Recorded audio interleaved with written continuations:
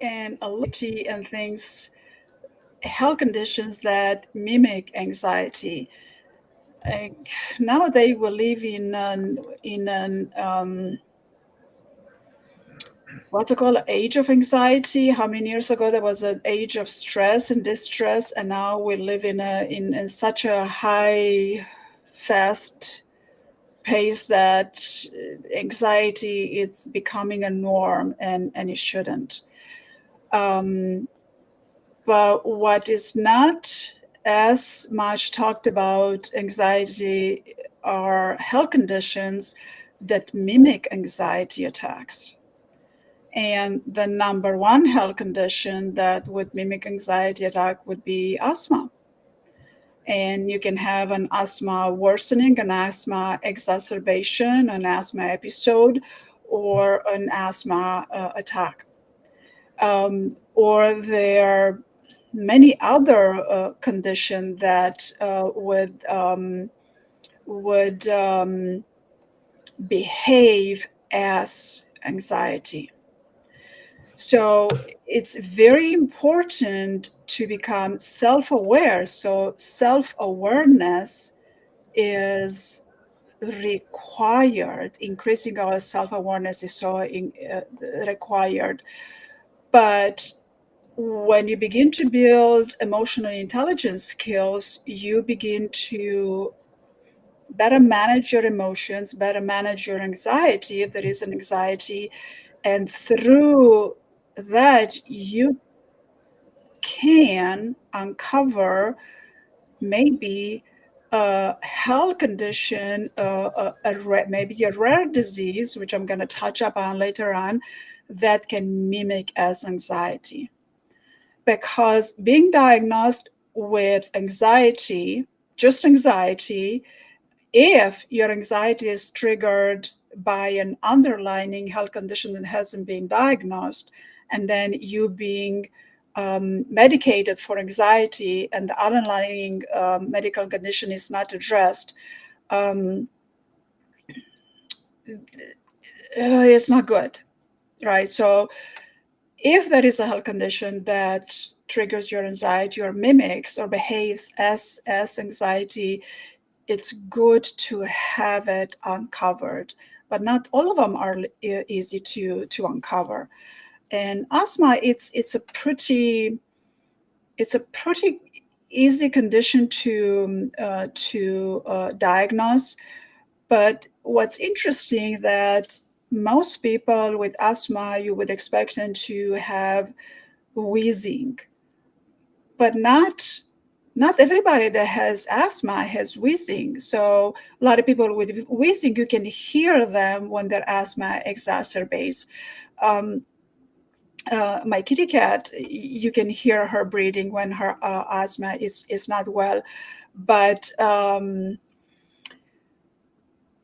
anyway, so long story short, asthma is when asthma exacerbates or when you have an episode, or it can be sudden or severe, and asthma is definitely a chronic condition.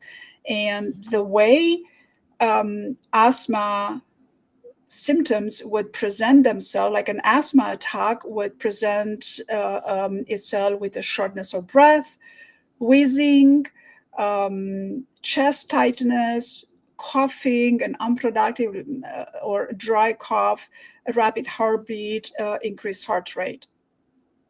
So if you take the wheezing out of it, everything else sounds just like an anxiety attack. And you might have asthma without wheezing. Not everybody has wheezing. Um, and then you go to the doctor and complain about chest tightness or shortness of breath, and everybody assumes you have an anxiety attack. So it is highly valuable to gather as many emotional intelligence skills so you can manage your emotions, so you can increase your self-awareness, so you are aware of what's happening inside your body, so you can better describe to the doctors, so you can better understand what's happening. And because when you do, then you can You can have choice. You have choices available to you. You can do something about it. And and up until up until you still talking about asthma, up until someone knows that they are dealing with asthma, when they have an attack, they will trigger anxiety and panic. Why? Because you can breathe. So it's such a necessary aspect of life. I mean, you can go a few days without water and without food, but you cannot go long without breathing. So asthma will trigger anxiety, will trigger panic. And once you learn about it, then you do something about it, and then no more anxiety for you. Obviously, hopefully, you're not smoking or inhaling all kinds of toxins. Um, then there's asthma medicine and pulmonary rehab and breathing exercises, and move on and live a happier life free of anxiety. Managing asthma, it's not you're not going to be, your anxiety is not going to be triggered as much, right? But then there's so many other conditions that mimic the symptom of anxiety, like hyperthyroidism. Yeah, when you're tired, it goes fast, fast, fast. Because that, when you have too much of thyroid hormones depleted in your body, you might have rapid heartbeat, trembling, irritability, restless, difficulty concentrating, which is similar to anxiety, or hypoglycemia. And this is, you're going to find hypoglycemia very much with diabetes, but not just diabetes. And with hypoglycemia, you can have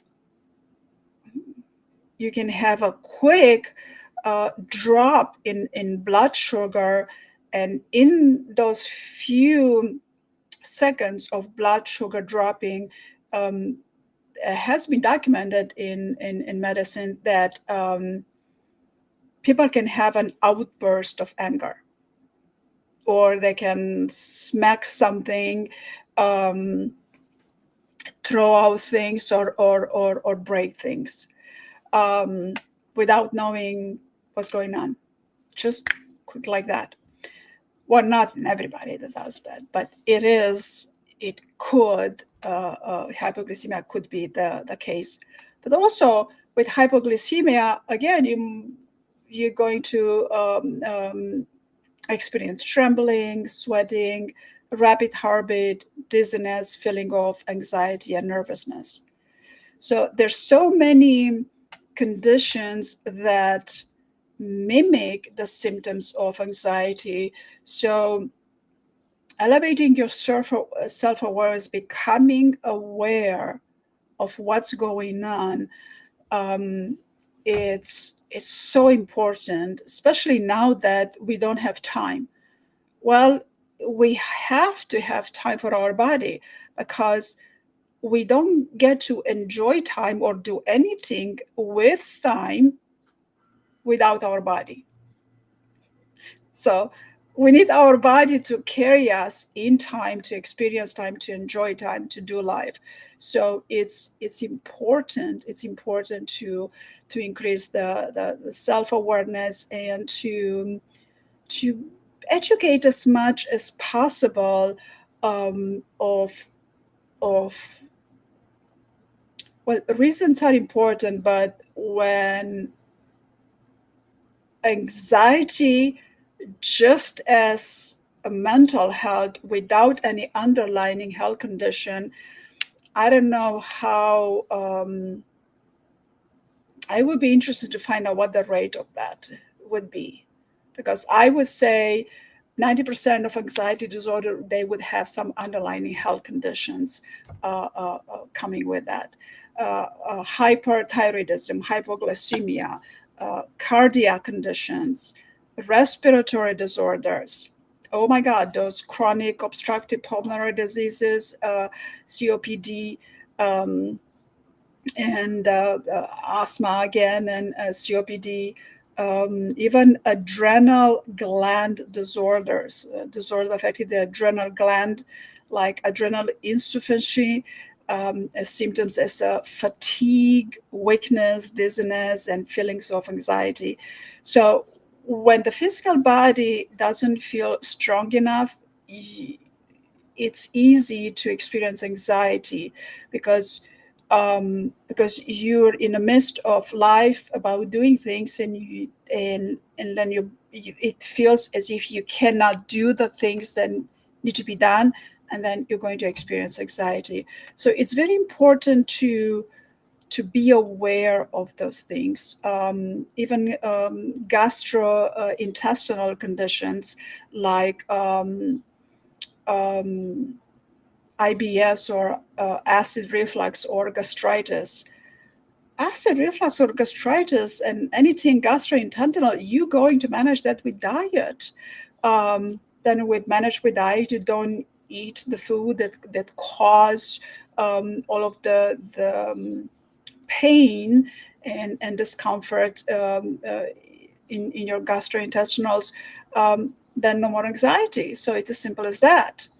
Um, so it's it's important to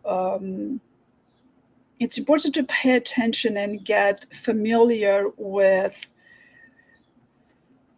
as much as you can to help you experience life a bit more smoother with the body that you have. Yeah, if you have a health condition, you're going to need to manage your health condition. um, and menopause, it's not a perimenopause and menopause, it is not gentle. Those hormonal changes, they happened rapidly. And if you can think about running a car on an empty tank of gas, it's like all of a sudden no more gasoline, the car has to run, so you don't have gas. So go do the things you need to do. It is, menopause can be very, very harsh on some women, and especially at the beginning, and especially during perimenopause, when you're not sure if you have menopause or not yet, because you're still menstruating. So that can be confusing, because menopause is not just hot flashes. It's a lot of mood swings and a lot of anxiety like symptoms. And some of the hot flashes the flash may not necessarily come with heat, but it can come as an uprise. Um, it can be just like a nausea, which is, again, feels like an anxiety like symptoms. There's so many factors, physical factors that can contribute to the symptoms of anxiety, like vitamin and mineral deficiency, chronic pain, fibromyalgia, chronic fatigue, chronic migraine, anything, any chronic condition will take you into anxiety. And then medicine side effects on medicine side effects, and um, withdrawal, medicine withdrawal, sleep disorders like insomnia or sleep apnea, or just, it's a long list of conditions that can contribute to it can contribute to the to anxiety like symptoms. Rich, do you want to add anything before I go on further? No, that's good. That's good. Um, so a lot of the stuff I mentioned already is, it's pretty well known. But what is not well known, um, and they're absolutely going to trigger anxiety episodes and anxiety attacks, are rather rare diseases, especially in the area of neuromuscular condition. And some of these neuromuscular condition can be really hard to diagnose, um, especially for a woman. If you are a woman of certain age, you go to a doctor complaining about certain symptoms, anxiety would be the first diagnosis they would attribute to you. Then you get treatment for anxiety, you feel a little better, and then you move on. You feel that's that. Well, maybe that's not that. So, um, myasthenia gravis, it's called the snowflake disease. And why the snowflake? Because no snowflake is alike. So every snowflake is different from one another. That myasthenia characterizes with muscle weakness, and you can have muscle weakness that involve the breathing muscles or the talking muscles or the eating muscle or the eye muscle, the muscles that are voluntarily, not necessarily the limbic or skeletal muscles. And when there is a drop in this, or an increase in weakness in those muscles, of course is going to trigger anxiety. Or there might be the LEMS, a type of myasthenic syndrome, which this has more to do with a limb, with the limbs muscles. But then there may be periodic paralysis. It's a very rare genetic disorder, and it can take a lot of years to get to diagnose something like that, because in this periodic paralysis, you have episodes of muscle weakness or paralysis. You cannot move, or muscles are extremely weak, and then you don't know what's happening, and you describe your symptoms, and the doctors are going to diagnose you as with anxiety, right? But periodic paralysis is something very rare. Or hypokalemic periodic paralysis, which is a subtype of periodic paralysis, but this one is associated with low level of potassium in the blood. So bananas are high in potassium, right? Uh, um, and again, this one would affect the respiratory muscles, causing difficulties breathing, which will be misinterpreted with anxiety symptoms. And then there is conversion disorder it's a psychological condition where um, individual experience symptoms such as weakness, paralysis, or movement that cannot be attributed to any known medical cause. Well, not yet, because they haven't found it yet. So if you keep experiencing experience and it's still not resolved, and you're doing all you can, you even do meditation, hypnosis, self hypnosis, um, um, keep on going, keep asking, never give up. Don't assume that just anxiety is the only condition, and then all there is to be done about it, it's medicine that the doctor gave you, and that's that. No, keep on going. Another very hard to diagnose conditions are spastic condition. Well, IBS is one of the spastic ones, but and asthma may be um, well, asthma it's more of an inflammatory thing, but bronchospasm, they manifest just like asthma except no wheezing. And tetany is it's a condition characterized by involuntary muscle contraction or spasm. And when you have a muscle contracting on your skeletal muscle, you kind of feel it and you kind of know what's going on. But when you have this microspasm on the smooth muscles that you don't know what's going on, and a lot of twitching, and sometimes people might have difficulty is speaking because of muscle spasm, and or may appear as though they might be a bit not as intelligent.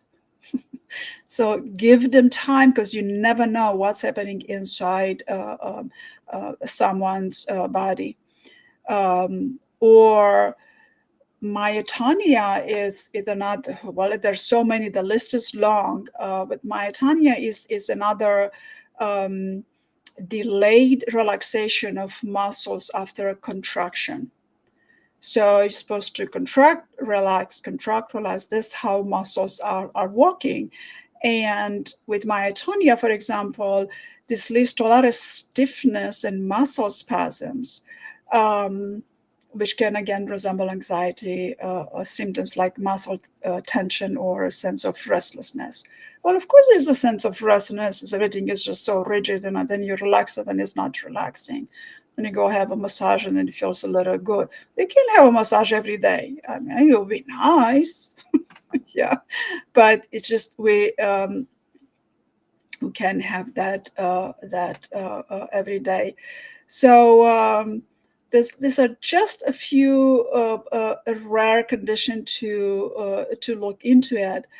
But there's a lot to talk about anxiety and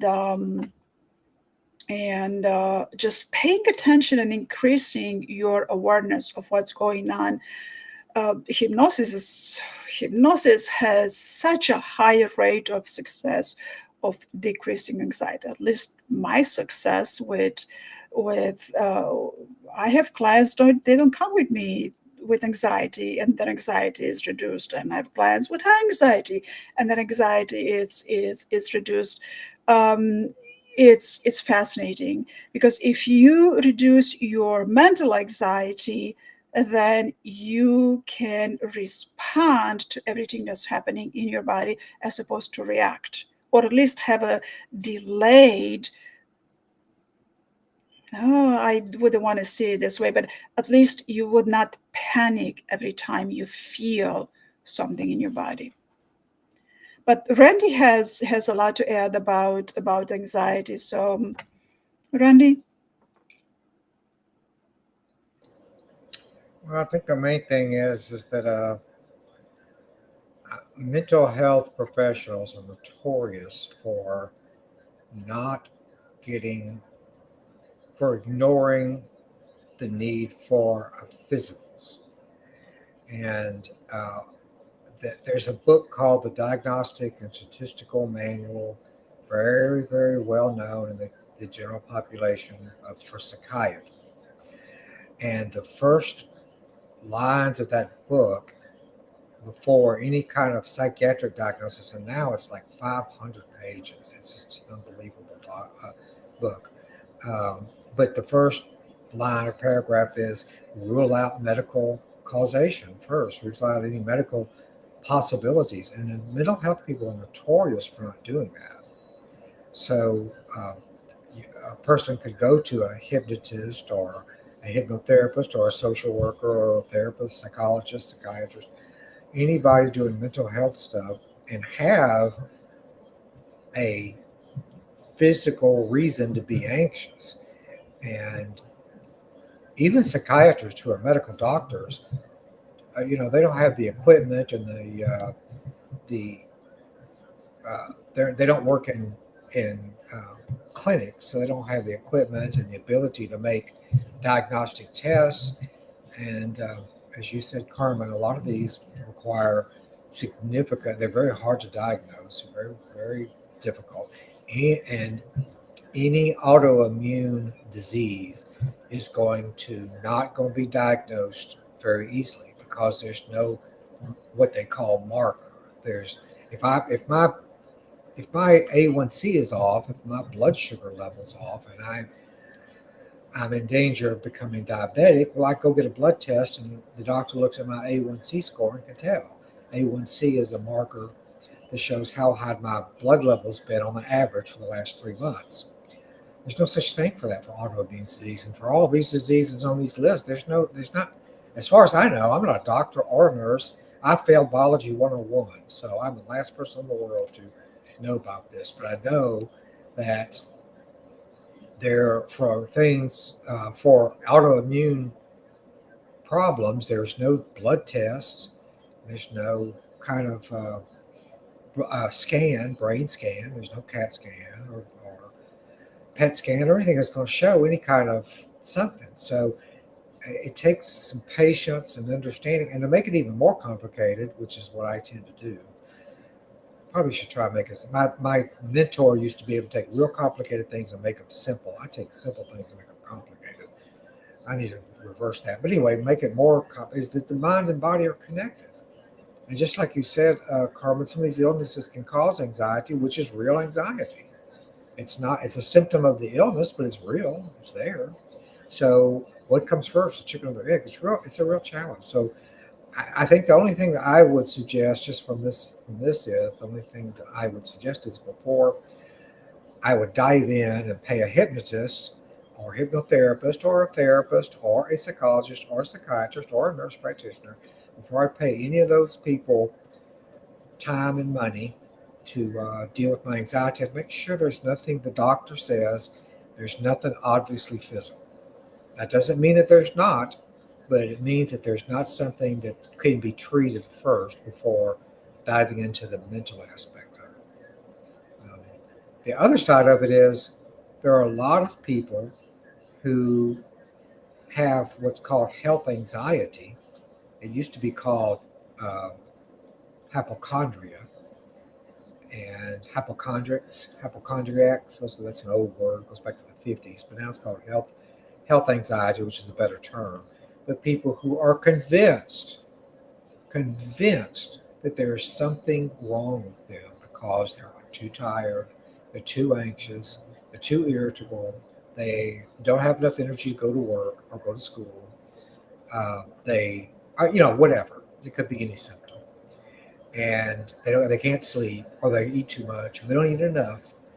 All those symptoms, and they've been to the ones that I used to see that would be in the clinic would had been to, I don't know,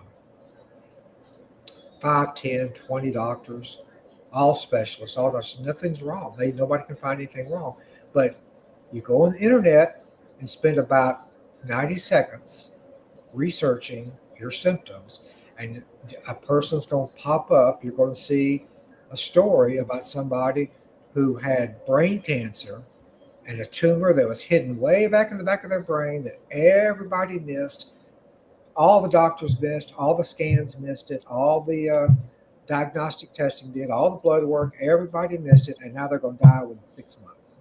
So you read these horror stories of people that have these symptoms that everybody missed. And it was really a challenge because I would try to treat the anxiety uh, as a social worker, but I knew, and they knew in the back of their mind, they didn't really think they had anxiety. That was a symptom of something else the doctors haven't found yet. And the internet's made that 100% worse because there's just all these stories about these hidden illnesses, these rare hidden illnesses that by the time they're finally found, then they're they're fatal. So anyway, it's a real complicated issue. I think to try to make it simple, I would make sure if I was having anxiety issues, nervousness, couldn't sleep, dwelling on things, having recurring intrusive thoughts, if I had anxiety such that I couldn't throw away anything, that I had to keep everything and I was hoarding all over the place, or if I had anxiety that kept me from eating or kept me on the edge, or that I was sniping at people, not sniping, snipping, uh, snapping, snapping at people, then um, before I went to a therapist, I'd make sure I got my doctor's okay, make sure there's nothing obviously wrong. I think that's the first step. I always look for those kind of things with my clients, And if within 3 to 4 sessions I do not have, if they do not improve in their calmness, which usually I get great improvement within 1 session. But if in 3 to 4 sessions their anxiety doesn't improve significantly the way I measure it, um, I always send them to the doctor, and then I take clients through physical symptoms, and we talk about physical symptoms in detail. I am one of those people that have been told I have anxiety, and it wasn't anxiety. And because of that, I'm in a hypnotherapy business now, because I've started doing so much stress release and anxiety and calming and meditation, neurofeedback, biofeedback, past life regression, anything that had to do with mind and calming the mind. I've done so much of that eventually I changed profession. And turns out that I have a lung condition. I have an asthma that doesn't have wheezing. So go figure. And I went to the ER several times, one too many times, if you ask me, complaining about chest pressure and difficulty breathing, um, and they would not believe me up until I well, my English was broken, and who knows what they made of my accent, things like that. But after I've done a lot of meditation and managed, I mean, I didn't have anxiety.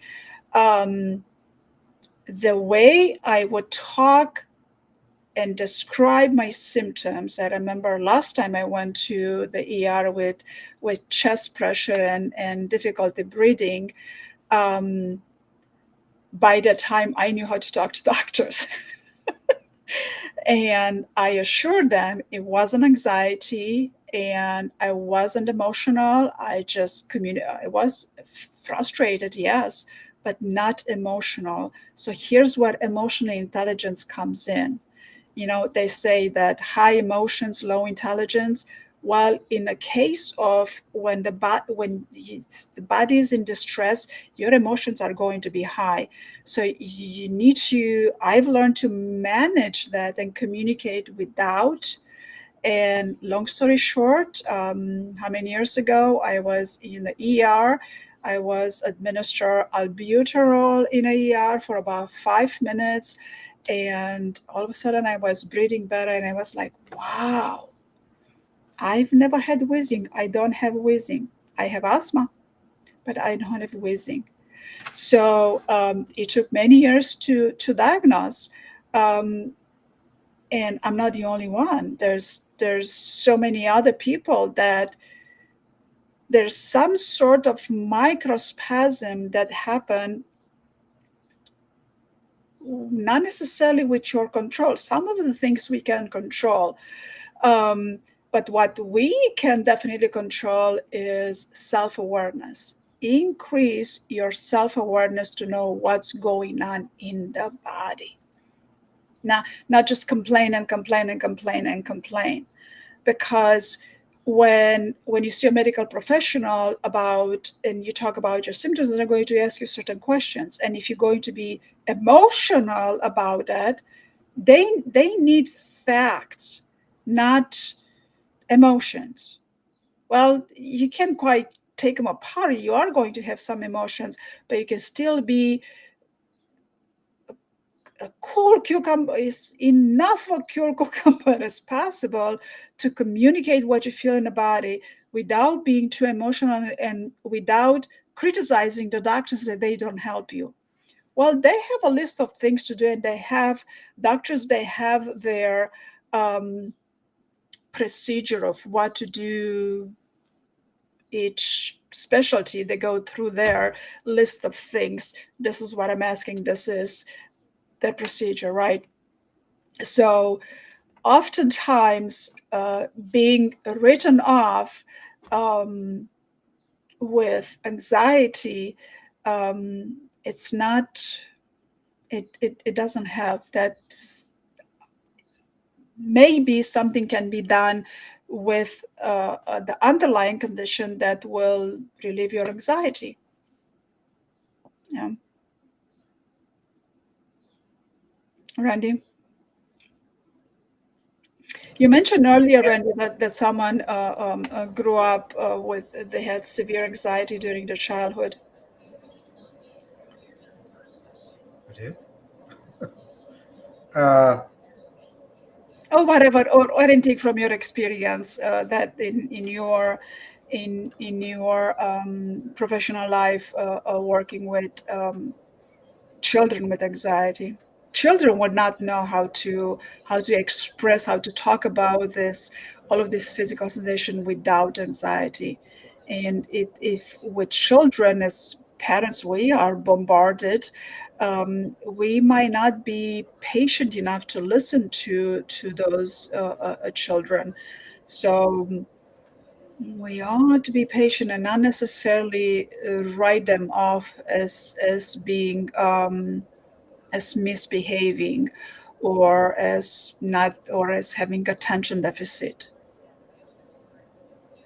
It's a yeah, bit harder with children.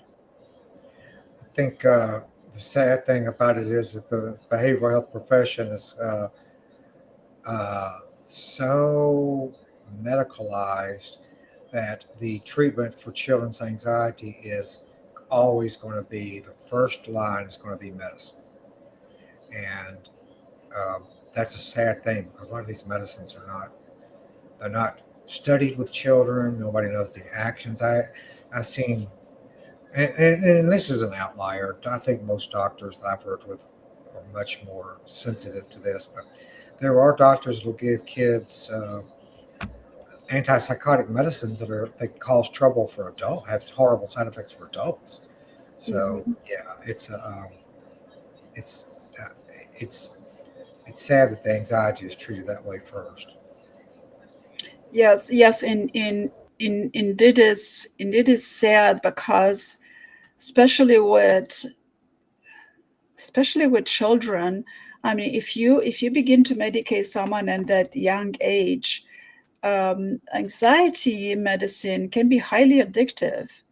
And then if you start medicating them at young age, well, that's a quick fix, and everybody wants a quick fix, and parents are busy going to work and paying the bills. It's not an easy solution, and there is no quick fix. The quickest fix is the drugs, and sometimes they work, sometimes they don't. Um, but self-awareness is required, knowing what's happening inside your body. Remember the last time we talked about bodily sensation maps? That's quite, it's such an interesting such an interesting let me see if I can find it here, right here. Let me add this here. All right, then we have this, and then I'm going to scroll some pages here to this image. Let it be set like this way, clicking through some things here, technology and bodily sensation map. Isn't this just extremely interesting? I mean, look at this. I find this fascinating. And in the top row over here, you can look at the fear, anxiety, and anger to see where are they going to have the sensation in a body. And this study is being done together with thousands of people, and it took a lot of people to describe the location of their physical, where where in the body did they feel what and at what intensity. So this is what they describe. And then a lower, at the bottom row, you look at the body sensation map for happiness, love, and pride. So there's a lot that we feel in here, right? Yeah.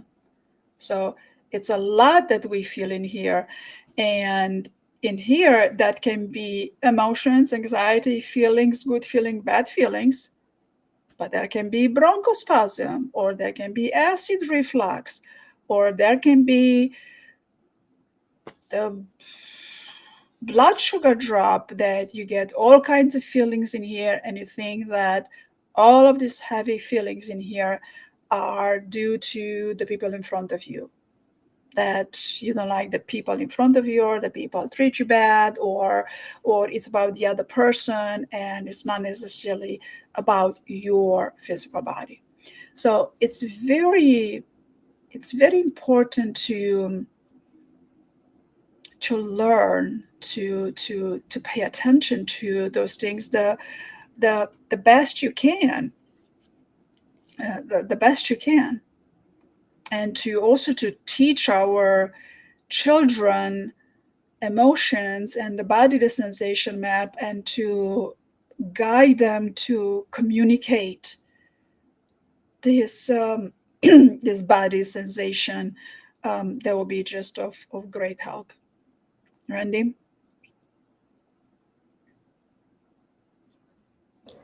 Well, yeah, and um, hypnotherapy works very rapidly with children. Children are very good hypnotherapy clients because they're usually in a trance anyway most of the time. So before a parent would, if I were a parent, before I gave my child an antipsychotic, or like you said, one of those medicines that can be addictive, there's a lot of them. Uh, it, I would take my child to see a hypnotherapist, and within 3 sessions, uh, they would know if it, excuse me, if it's going to make a difference. Unfortunately, insurance doesn't pay for that. So sometimes, excuse me, and so it comes out of pocket. But you're talking about $300 as opposed to getting a child on a medicine that may cause God knows what kind of side effects and what kind of problems. That's that's just what I would do if it was my child, because hypnotherapy is very effective for children. Yes, and especially with a fear and anxiety related type of a thing. And um, hypnotherapy is very good at helping you discover the underlying issues, and it can get you closer to answers. It might provide answers sometimes, like really good answers, and depends, because everybody's unique and everybody's underlying conditions are unique. Um, and sometimes it can just guide you, take you into a path which otherwise you wouldn't take. Maybe you go to a different specialist. Maybe you go try a different test. Maybe you do a DNA test. Maybe you do, I don't know, something, a neurological type of a test, that, or try a different diet, or try different vitamin or mineral that could help with things. Because even vitamin and mineral deficiencies, which nowadays with so much fast food, processed food, uh, there is a severe lack of good nutrients in a food. And even if you try a multivitamin for a while and you notice that you feel better, well, that's a good indication that if you eat a lot of fast food, um, it's it's not good. So we ought to do all that we can. And some days we can do more, and some days we can do less. Life happens. We are overwhelmed. We have so many things to do, but we have to take care of our body, and understanding what we feel in body, where we feel it, and when. paying attention to when we feel certain things is absolutely very, very important, because just living, going through life, being told that you have an anxiety disorder and you actually don't, um, it's especially as a young individual, that someone is not believing that young individual, young adult, or a child or young adult, or whatever, their life can be derailed. And just like Randy mentioned earlier, a couple of $100 for hypnosis to see if the child, if hypnosis is going to help the child eliminate the anxiety, so they can have different, so they can take a different path in life. It could mean the world to someone. Yeah, yeah. As adults, we, as we age, we're getting more familiar with what's going on in our body because of patterns, and it becomes an automatic mechanism. But as children and young adults, we don't have that mechanism well established yet. So it could be of good good help. Randy?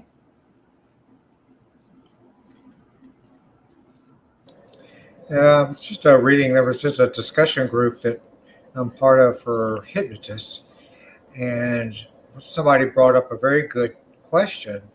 They said that right after the session, uh, that they called, that actually hypnotized a friend, and they called her the next day, and she said, "I've had a headache ever since our session.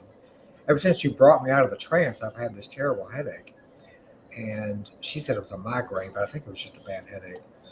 And um, then I read an article in our most recent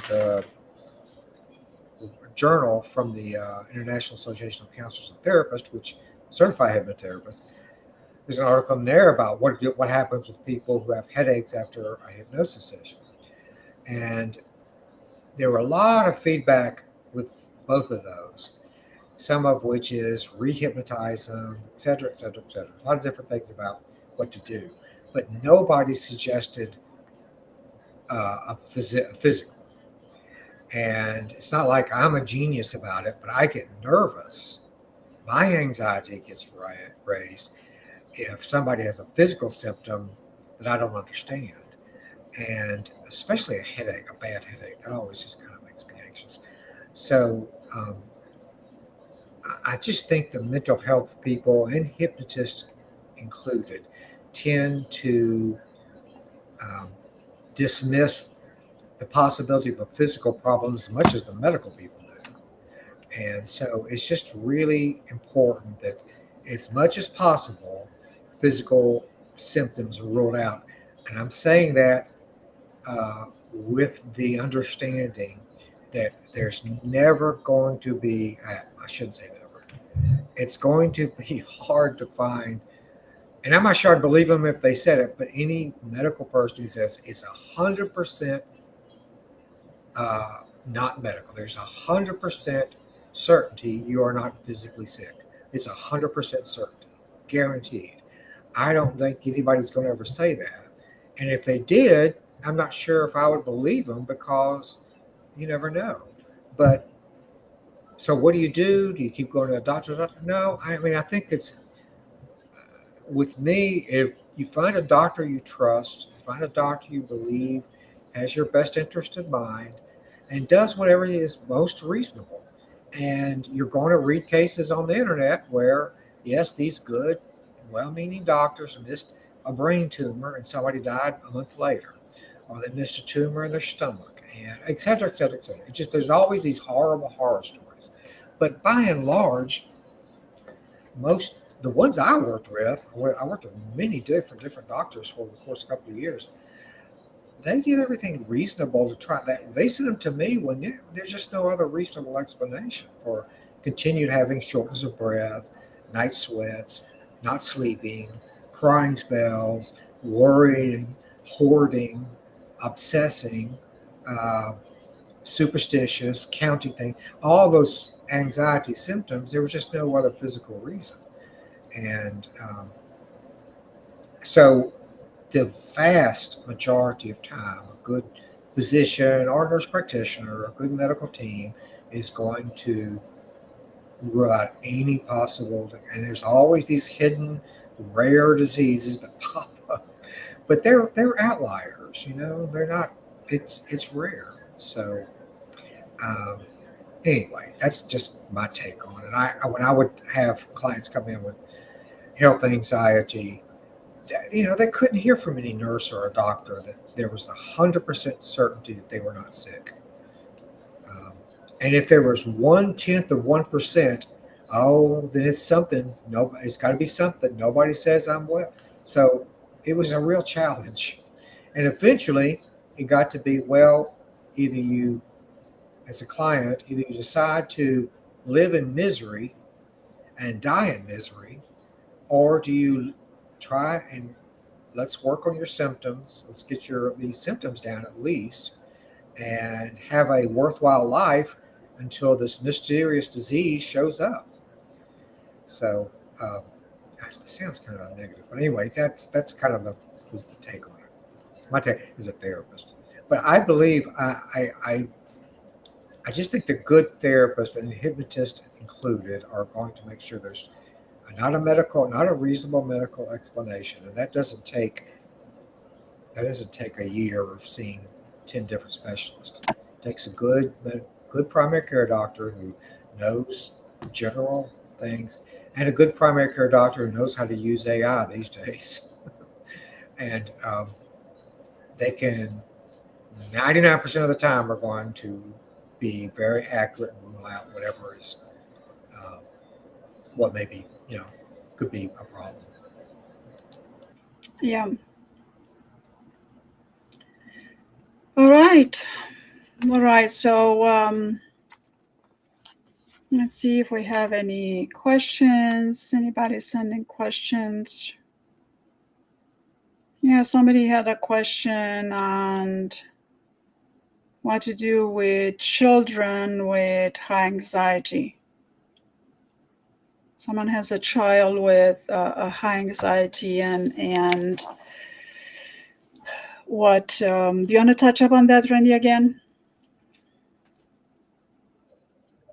Well, again, first I'd get a pediatrician to rule out any kind of medical issues. And if the pediatrician that's trusted and knows the child says, I do not see anything, there's nothing physically wrong that we can find.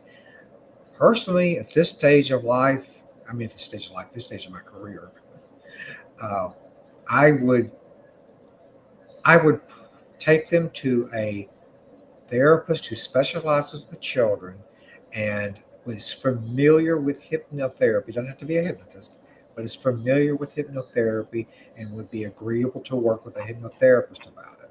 After they're diagnosed, there needs further information, but generally speaking, because it may be something that hypnosis could not help with, but take them to a child therapist and get a good, thorough understanding of what is going on, and then make the decision there. But don't rule out hypnosis because that can be very effective. And kids love it because it's something that they are very naturally inclined to do, to go into a trance and pay attention to their breathing and fantasize about being on a beach or whatever. So yeah. Yes, yeah. Having the capacity to use your imagination and imagine being in a story, into an experience, that is a very powerful healing tool. And a lot of magical healing can happen with that. And if I would have a superpower, I've been asked, like everybody's been asked, what would your superpower would be? And I remember it's been many, many years. My answer was to remove people anxiety. Well, the unnecessary one, because if you remove or lower, manage diminish anxiety.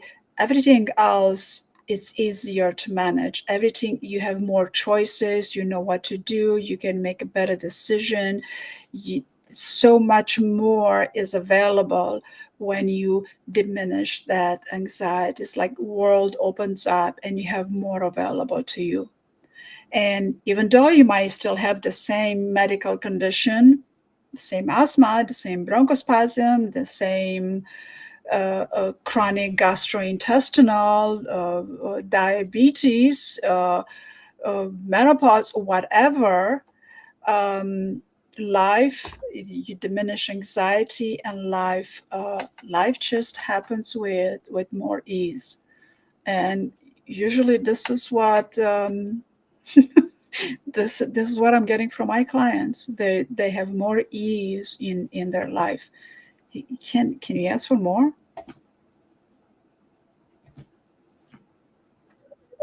Yeah, the psychotherapy and the hypnotherapy and all that, yes, they don't, it doesn't, it's not going to fix a disease.